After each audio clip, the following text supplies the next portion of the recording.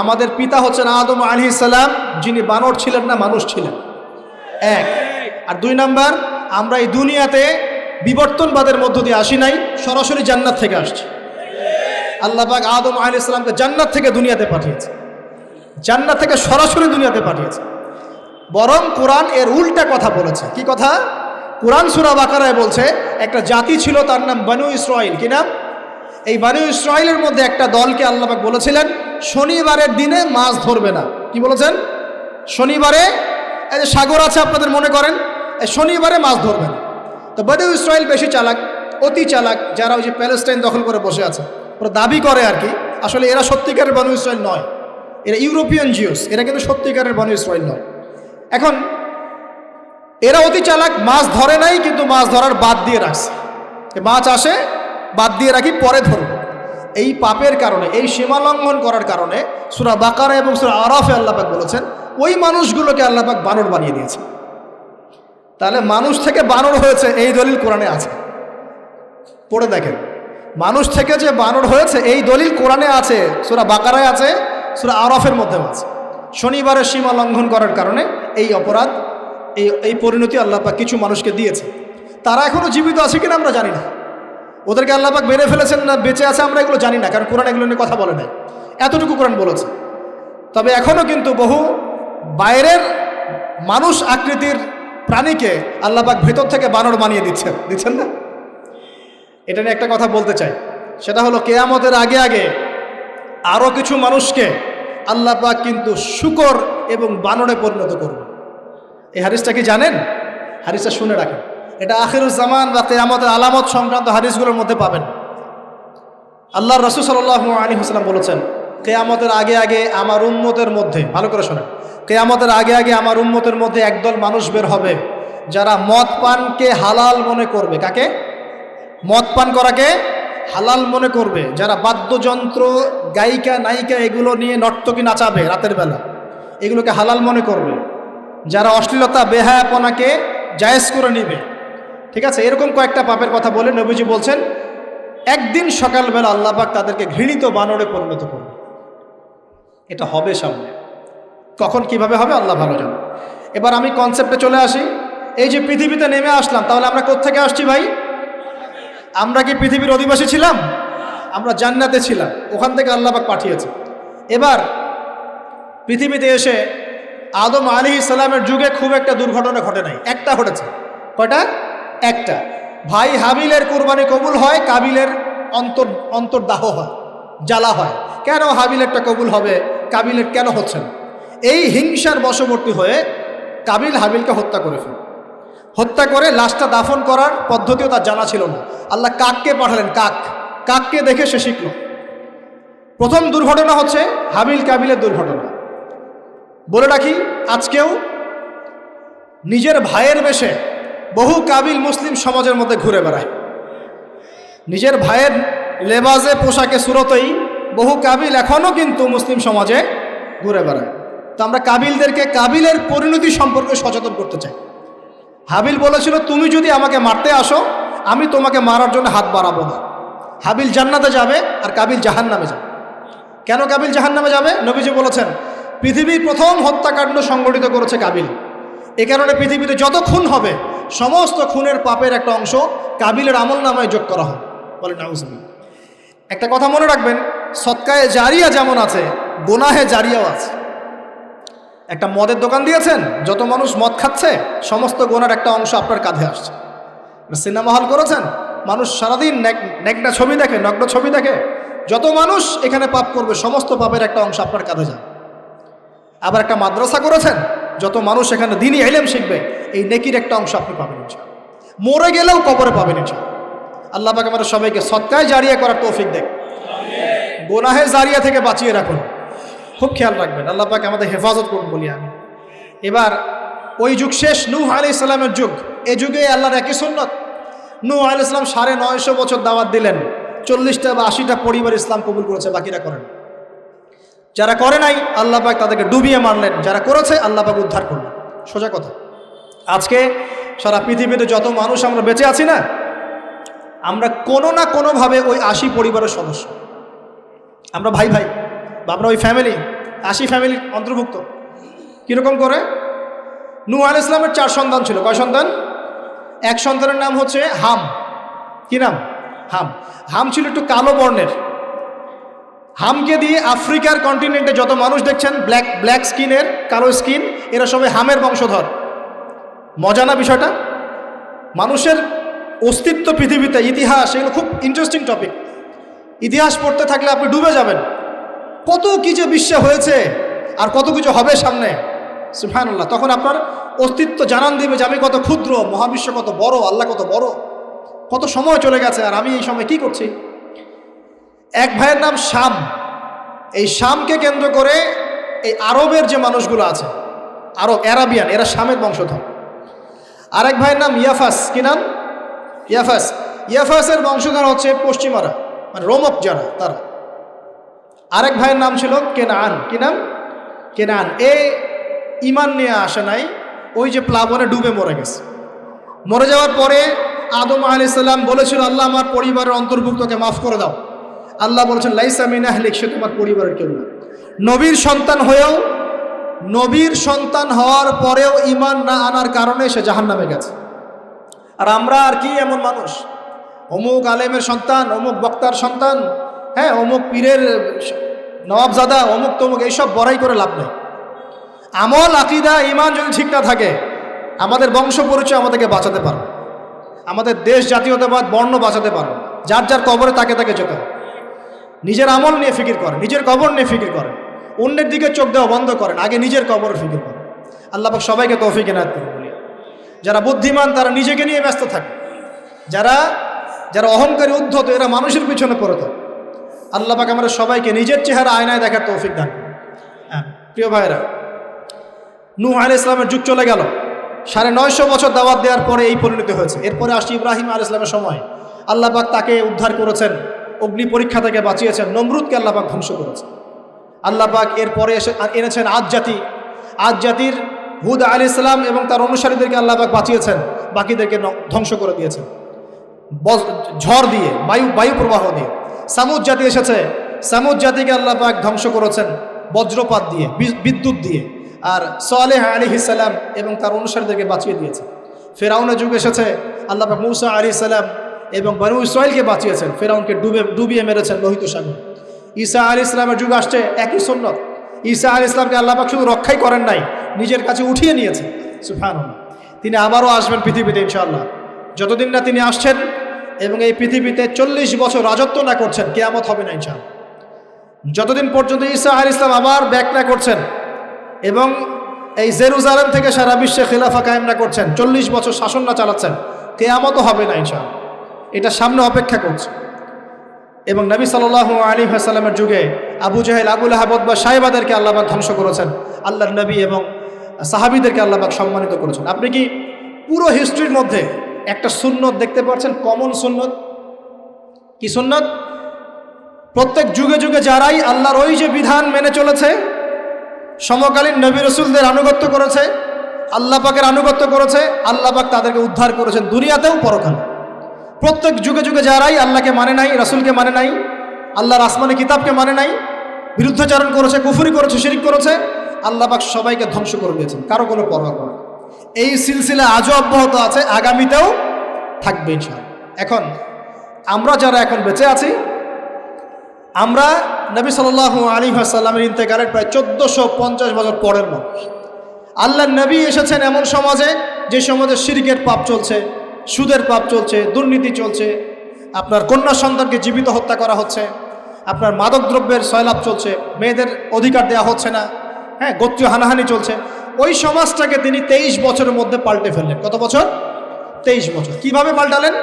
উত্তর, তিনি প্রথমে জ্ঞানের চর্চা করেছেন। কিসের চর্চা? জ্ঞানের। আল্লাহ পাক প্রথম ওহী নাযিল করেছেন, ইকরা বিসমি রাব্বিকাল্লাযী খালাক, পড়ুন আপনার রবের নামে যিনি আপনাকে সৃষ্টি করেছেন। নবী সাল্লাল্লাহু আলাইহি ওয়াসাল্লাম, সাহাবীগণ কোরআনের 6টা হক আদায় করেছেন। কয়টা হক? 6টা। তারা কোরআন পড়া শিখেছেন। আমরা সবাই কোরআন পড়া শিখবো তো ইনশাআল্লাহ? তারা কোরআনের অর্থ শিখেছেন। আমরা কোরআনের অর্থ শিখবো তো ইনশাআল্লাহ? তারা কোরআনের আদেশগুলো মেনেছেন। আমরা কোরআনের সব আদেশ মানব তো ইনশাআল্লাহ? তারা কোরআনের সমস্ত নিষেধগুলো বর্জন করেছেন। আমরা নিষেধ বর্জন করবো তো ইনশাআল্লাহ? তারা কোরআনের দাওয়াত মানুষের কাছে পৌঁছে দিয়েছেন। আমরা কোরআনের দাওয়াত দিব তো ইনশাআল্লাহ। এবং 6 নাম্বার, তারা কোরআনের বিধানগুলোকে বাস্তবায়ন করেছেন। আমরাও বাস্তবায়নের চেষ্টা করবো তো ইনশাআল্লাহ। এই 6টা হক আদায়ের ফলে 23 বছরের ব্যবধানে জাহেলি মক্কা একদম সোনালী মক্কায় পরিণত হয়েছে। 23 বছর পরের মক্কায় আপনি কোনো সুদ পাবেন, কোনো শিরক পাবেন, কোনো মূর্তি পূজা পাবেন, কোনো মেয়ের অবমাননা পাবেন, কোনো জেনা, কোনো ব্যভিচার, কোনো ধর্ষণ, কিচ্ছু পাবেন? 23 বছর পরের মক্কায় কোনো পাপ পাবেন না। কিভাবে সমাজ পরিবর্তন হলো? এই কোরআনের হক আদায়ের মধ্য দিয়ে হয়েছে, নবীর সুন্নাত প্রতিষ্ঠার মধ্য দিয়ে হয়েছে। এরপর কি থেমে গিয়েছিল? উত্তর না। এরপর আবু বকর সিদ্দিকের যুগ এসেছে, প্রায় 2 থেকে আড়াই বছর তিনি শাসন কার্য চালিয়েছেন। ওই যুগে কি মানুষ আবার খারাপ হয়ে গিয়েছিল? উত্তর না, বরং ইসলাম আরও বেগবান হয়েছে আলহামদুলিল্লাহ। এরপর এসেছে উমর রাদিয়াল্লাহু আনহুর যুগ। কত বছর? প্রায় 10 বছর। কত বছর? 10 বছর। এই 10 বছরে কি মুসলিমরা আবার খারাপ হয়ে গিয়েছিল? উমর রাদিয়াল্লাহু আনহুর কোর্টের মধ্যে কি প্রতিদিন কেস আসতো? সারা বছরে একটা কেসও আসতো না। মানুষ এত ভালো ছিল, সারা বছরে একটা কেসও আসতো না। বরং যারা রাষ্ট্রীয় পর্যায়ে দায়িত্বশীল ছিল তারা এসে বলতো যে আমাদের ভাতাগুলো বন্ধ করে দেন, বসে বসে বেতন নিব কেন, কোনো তো কেসই আসে না, বসে থাকবো কেন? এরকম সমাজ ছিল। একজন ব্যক্তি খুঁজে পাওয়া যেত না যে নামাজ পড়ে না, একজন মুসলিম পাওয়া যেত না যে যাকাত দেয় না সামর্থ্য থাকলে, এমন মুসলিম খুঁজে পাওয়া যেত না যে কোরআন পড়তে জানে না, হাদিসের চর্চা করে না, যে দাওয়াতি কাজ করে না, যে আল্লাহর পথে দাওয়াত এবং জিহাদে আত্মনিয়োগ করে না, এমন মুসলিমই খুঁজে পাওয়া যেত। এরপরে আসলো উসমান রাদিয়াল্লাহু আনহুর যুগ। ওই যুগে ফিতনা শেষের দিকে সৃষ্টি হওয়া শুরু হল। কোন বিষয়কে কেন্দ্র করে? কোরআন সংকলনকে কেন্দ্র করে ফিতনা সৃষ্টি হল। আতাতায়ীদের, বিদ্রোহীদের হাতে উসমান রাদিয়াল্লাহু আনহুকে নির্মমভাবে শাহাদাত বরণ করতে হয়েছে। তিনি প্রায় 12 বছর শাসন কার্য চালিয়েছেন। ইসলাম আরও এগিয়ে গেছে। এরপর এসেছে আলী রাদিয়াল্লাহু আনহুর যুগ। আলী রাদিয়াল্লাহু আনহুর খেলাফতে ওই উসমান রাদিয়াল্লাহু আনহুর ঘটনাকে কেন্দ্র করে, হত্যাকাণ্ডকে কেন্দ্র করে মুয়াবিয়া রাদিয়াল্লাহু আনহু এবং আলী রাদিয়াল্লাহু আনহুর মাঝখানে একটা ব্যাটল, একটা যুদ্ধ হয়ে গেছে। এর নাম হলো সিফফিনের যুদ্ধ। কিসের যুদ্ধ? সিফফিন। যাই হোক, এক পর্যায়ে আলী রাদিয়াল্লাহু আনহুকে এরকম বিদ্রোহীদের হাতে, খারেজিদের হাতে শহীদ হতে হয়। বলেন ইন্না লিল্লাহি ওয়া ইন্না ইলাইহি রাজিউন। তারপরে হাসান রাদিয়াল্লাহু আনহু অল্প কয়েকদিন শাসন কার্য চালান। তারপর উম্মার ঐক্যের খাতিরে তিনি তার শাসন কার্যের ভারটাকে মুয়াবিয়া রাদিয়াল্লাহু আনহুর হাতে সোপর্দ করে দেন, যা ছেড়ে দিলেন। মুয়াবিয়া রাদিয়াল্লাহু আনহুর সময় থেকে উমাইয়াদের শাসন শুরু হয়। উমাইয়ারা শাসন করেছে প্রায় 132 হিজরি পর্যন্ত। কত হিজরি?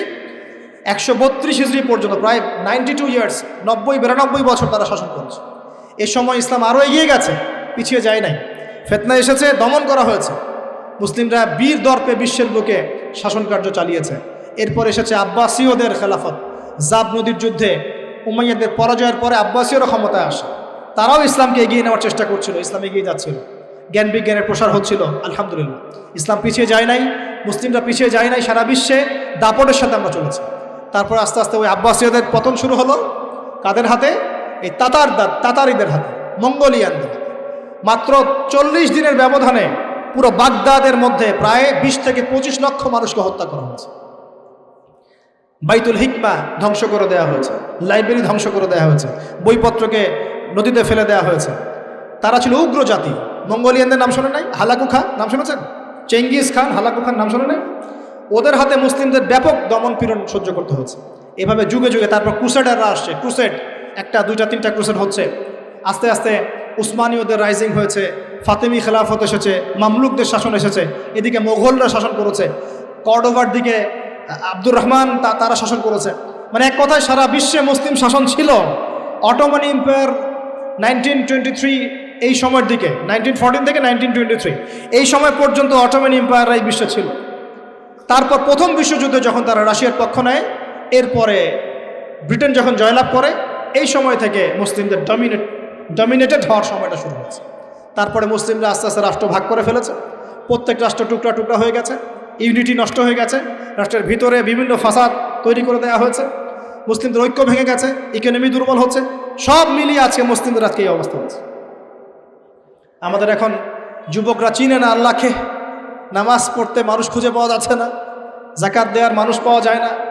রমজান মাসে পার্ট টাইম রোজা রাখে, পার্ট টাইম তারাবি পড়ে, পার্ট টাইম জুমায় আসে, পার্ট টাইম ঈদে নামাজ পড়ে। প্রজন্ম আস্তে আস্তে এই জায়গায় চলে আসছে। আল্লাহকে চিনে না, রাসূলকে চিনে না, ইসলামের হিস্ট্রি জানে না, আমাদের শেকড় জানে না। এমনি এমনি হয়নি, লাস্ট 100 বছরে এই জায়গায় আমরা আসছি। লাস্ট 100 বছর হিস্ট্রি ভালো করে পড়ে দেখবেন, বলার সময় নাই এখানে। লাস্ট 100 বছর হিস্ট্রি পড়ে দেখবেন যে জায়গায় আমরা ছিলাম সেখান থেকে একদম তলানিতে নেমে চলে আসছি। এখন প্রশ্ন হচ্ছে, এই অবস্থায় কি চিরস্থায়ী থাকবো নাকি এখান থেকে আমরা সামনে যাব? সামনে যে এমনি এমনি যাওয়া হবে না এটা নিশ্চিত। সামনে যাওয়ার জন্য কিছু কাজ এবং ক্রাইটেরিয়া মেনটেন করতে হবে।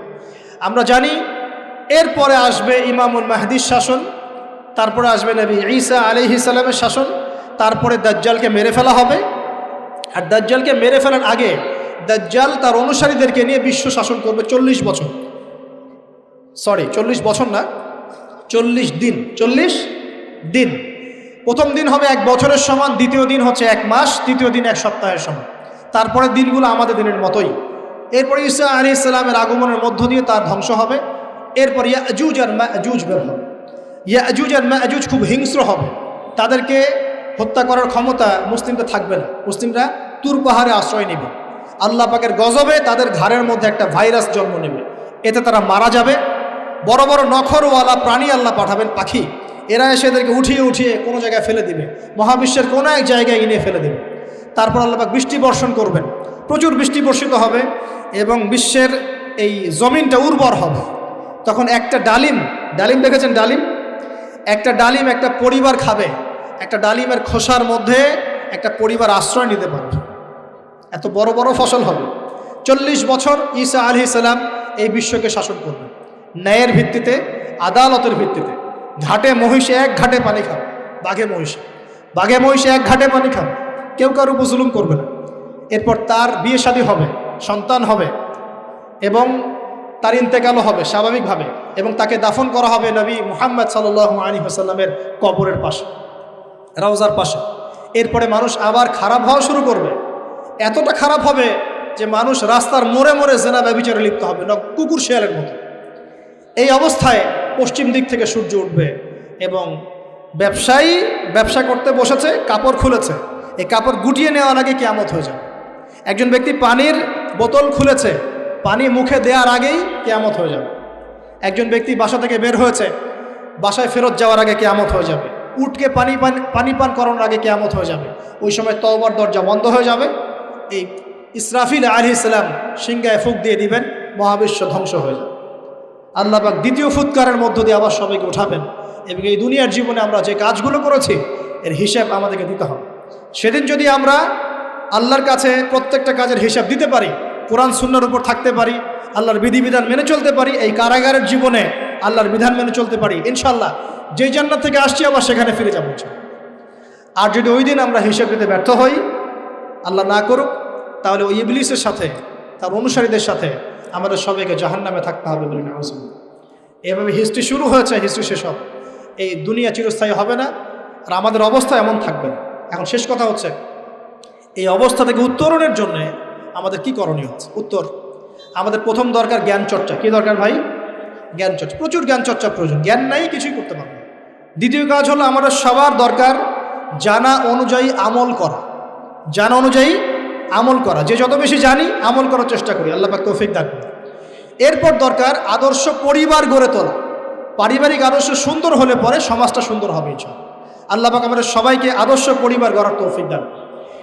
দিনদার মেয়েকে বিয়ে করবেন, দিনদার ছেলেকে বিয়ে করবেন, অল্পে তুষ্ট থাকবেন, পরিবারের বিষয়ে সবর করবেন এবং সন্ততিদেরকে মানুষ করে যাওয়ার চেষ্টা করবেন। এরপর দরকার আমাদের হালাল রিজিক। সবাই যদি হালাল রিজিকে সন্তুষ্ট থাকি, সমাজের মধ্য থেকে অন্যায় এমনি অটোমেটিক কমে যাবে ইনশাআল্লাহ। প্রত্যেকটা কাজ করার আগে চিন্তা করব কিভাবে করলে হালাল হবে, কিভাবে করলে হারাম হবে। এরপর দরকার নবী সাল্লাল্লাহু আলাইহি ওয়াসাল্লামের সুন্নাহ মাফিক জীবন গড়া। 24 ঘন্টার দিন রাতে যে কাজগুলো আছে, এই কাজগুলোকে নবীর সুন্নত অনুযায়ী করার চেষ্টা করব, আল্লাহ পাক তৌফিক দান করুন বলে। আরও দরকার আমর বিল মারুফের কাজ করা, মানে সৎ কাজে আদেশ করা। আমাদের সবাইকেই দাওয়াতি কাজ করতে হবে। একজন দুজন করবে, বাকিরা করবে না এমন নয়, সবাইকেই পার্ট টাইম হলেও দাওয়াতি কাজ করতে হবে। নামাজ আপনি পড়ছেন, নামাজের দাওয়াত দেন। আপনি জাকাত দিচ্ছেন, জাকাতের দাওয়াত দেন। আপনি রমজান মাসে রোজা রাখছেন, অন্য ভাইকেও রোজা রাখতে উৎসাহিত করেন। আপনি সুদ খাচ্ছেন না, অন্য ভাইকেও নিষেধ করেন, ভাই আপনিও খায়েন। আমি যা করি সেটা আপনি অবশ্যই প্রচার করবেন, আপনি যা করেন সেটা আপনি প্রচার করবেন, যা করেন না সেটা বলতে যাওয়ার দরকার নেই। তবে হ্যাঁ, আমলের কথা আপনি বলতেই পারেন। যদি আপনি তাহাজ্জুদ নিয়মিত করতে নাও পারেন, মানুষকে আপনি বলতে পারবেন তাহাজ্জুদ নামাজ পড়েন, তাহাজ্জুদ নামাজ পড়া ভালো। ইনশাআল্লাহ আস্তে আস্তে আপনি নিজেও আমল করার চেষ্টা করবেন। আল্লাহ পাক তৌফিক দান। আমর বিল মারুফ, সৎ কাজে আদেশ করতে হবে। আরেকটা হচ্ছে অসৎ কাজে নিষেধ করতে হবে। সৎ কাজে শুধু আদেশ করলেই হয় না, অসৎ কাজেও কি করতে হয়? নিষেধ করতে হয়। মনে রাখবেন, শুধু সৎ কাজে আদেশ করলেই জীবনেও কোনোদিন আপনার উপর কোনো বালা মুসিবত, বিপদ আপদ, গালি তহমত আসবে না। যখন আপনি সৎ কাজে আদেশের সাথে সাথে অসৎ কাজেও নিষেধ করা শুরু করবেন, তখন চতুর্দিক থেকে আপনার উপরে বাধা আসা শুরু হবে। এটাই সুন্নত। তবে এটা নবীর সুন্নত। আল্লাহ পাক বলছেন, কুনতুম খায়রা উম্মাহ উখরিজাত লিন-নাস তা'মুরুনা বিল মা'রুফ ওয়া তানহাউনা আনিল মুনকার ওয়া তু'মিনুনা বিল্লাহ। আর আমাদের দায়িত্ব হচ্ছে পরবর্তী প্রজন্মকে মানুষ করে যাওয়া, নিজেদের জানমাল, সময়, শ্রম দিয়ে আল্লাহর জমিনে আল্লাহর দিনটাকে প্রচার করা, প্রসার করা, প্রতিষ্ঠার চেষ্টা করা, এবং চরমপন্থী না হওয়া, আবার গোলালু মার্কা শৈথিলতাবাদীও না হওয়া, মধ্যমপন্থী থাকা, নিজের দায়িত্ব পালন করা, অন্যকে দিনের দিকে ডাকা, আমাদের ঊর্ধ্বতন কর্তৃপক্ষ যারা থাকবে সবার সামনে ইসলামটাকে যুগোপযোগীভাবে সত্য মিথ্যাকে স্পষ্ট করে দিয়ে উপস্থাপন করা। তারা যদি কবুল করে আলহামদুলিল্লাহ, যদি নাও করে তাদের দায়িত্ব তাদের, আমাদের দায়িত্ব আমাদের। That's all. আল্লাহ রাব্বুল আলামিন আমাদের সবাইকে কুরআন সুন্নাহ মাফিক জীবন গড়ার তৌফিক দান করুন, বলি আমিন। আমাদের সবাইকে আল্লাহ পাক পুরো ওয়ার্ল্ড হিস্ট্রি পড়ার তৌফিক দান করুন, কোরআনের জ্ঞানী হওয়ার তৌফিক দেন, এর অর্থ বোঝার তৌফিক দান করুন। আমাদের এই ভিডিওটি যদি আপনার ভালো লেগে থাকে তাহলে ভিডিওতে একটি লাইক দিতে পারেন এবং আপনার প্রিয়জনদের সাথে শেয়ার করতে পারেন, এবং এইরকম আরও ভিডিও পেতে আমাদের ইউটিউব চ্যানেলটি সাবস্ক্রাইব করে পাশে থাকা বেল আইকনটি অন করে দিন।